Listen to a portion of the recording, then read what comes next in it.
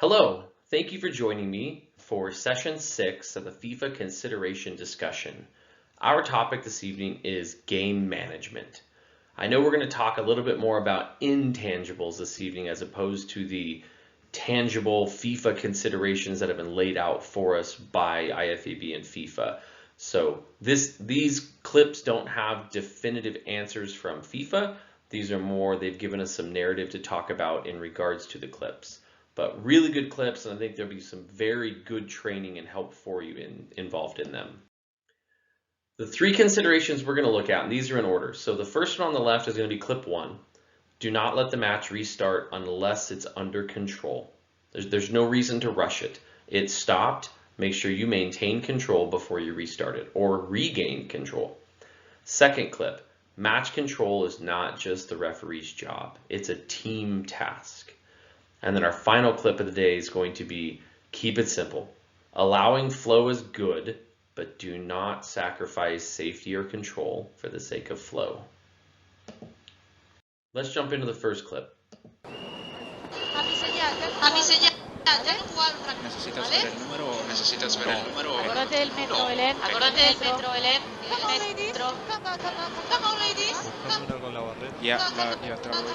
Cuando la tengas, Sí. una con la barrera. Ya, la otra vez. Mira, sí, ya tenemos reversa, ya hay behind por los dos lados. Y tengo otra también que está lista. Ahora reversa, tengo otra también que está lista. Poneme así el timbre en la reversa. La GT. Porque la tanque te está tomando la barrera. El metro, Belén. De acá no veo cuánto está, pero aquí vete. Vale. Vale. El metro, Belén. De acá no veo cuánto está, pero aquí vete. Vale. Vale.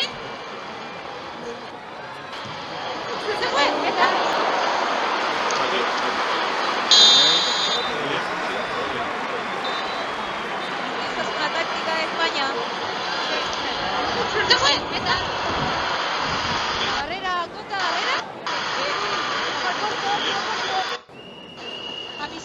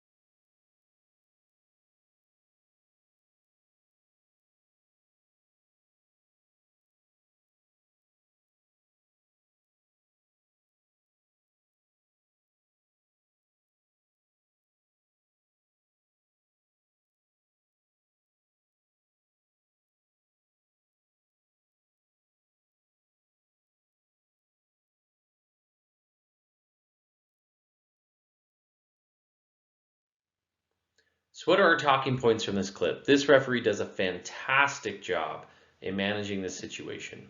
First off, she's very calm. She's not excitable, she's not yelling at players, she's not putting fuel on the fire. Very calm, very patient. As you notice, it's 11 minutes into the match, so nobody's really that hyped up in this match, so she's keeping even keel, keeping just everything in control moving forward. She's patient. She's wanting to set up and have a discussion with the defensive wall, but there's players jumping in and jumping out of the wall, so she just waits a few seconds, lets them figure out what they're doing. Because why does this matter? Why does the conversation with the wall matter? Because it's inside the penalty area.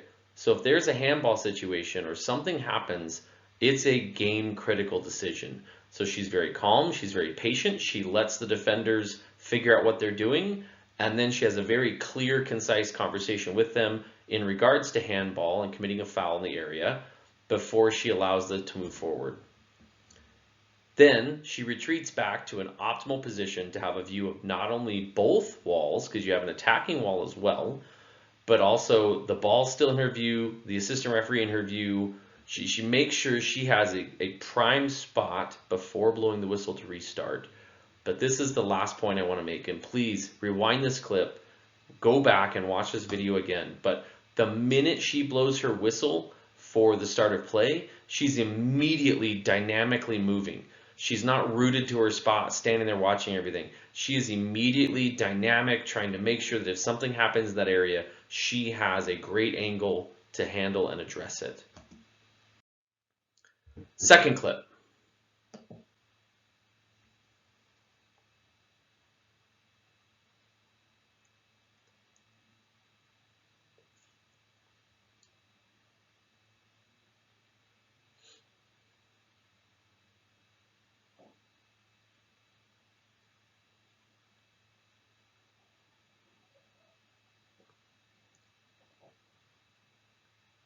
Okay, talking points here. So our consideration for the second clip was match control is not just the referee's job.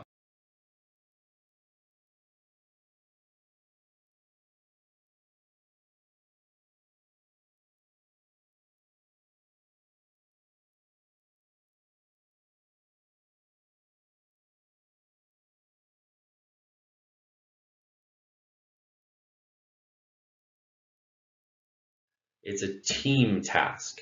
So fantastic involvement here by the assistant referee. The minute there's a coming together of the players, they identify that it's in the hot zone, that there's a coach right up there already on the touchline, potentially getting involved. They're still very calm. They're definitely trying to bring the heat of the temperature of the situation down, but the assistant referee immediately steps in with a soft hand, the stop sign, and tries to ensure that it does not escalate any farther. The referee is also calm. The referee doesn't come run in, being the police officer, adding fuel to the fire, yelling at people, trying to over-insert themselves.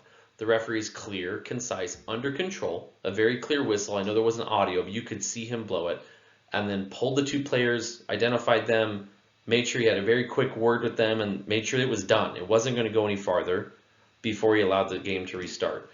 Then finally, I know in Idaho we don't have a lot of matches that have a fourth official, but the fourth official is completely engaged in the situation. The minute there's the challenge, the assistant referee is stepping in, but the fourth official is also there because there is a coach involved. So great teamwork here. Assistant referee, fourth official did their job. They made sure that they didn't lose control of this match.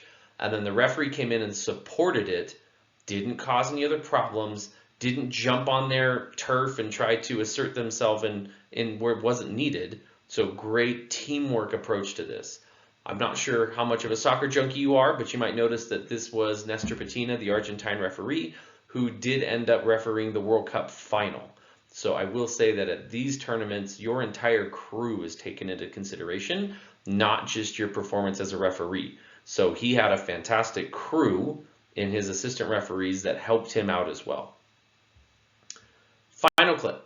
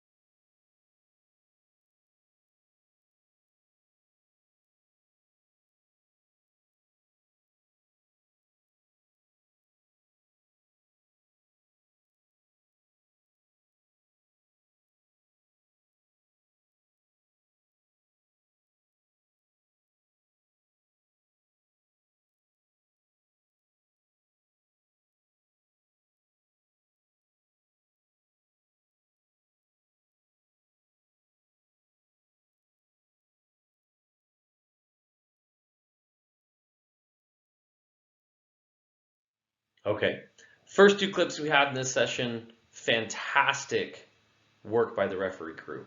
Unfortunately, I don't have the same comments about this clip. Don't complicate your match. Keep it simple. We understand that we've been given the directive to allow flow and allow the beautiful game to take place. But when there are clear fouls that are easy, they're in the defensive third, they're not causing an attacking opportunity, there's no harm to be done, call the simple fouls.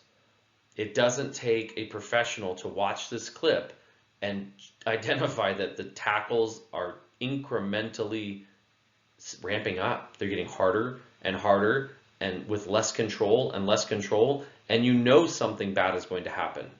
Now,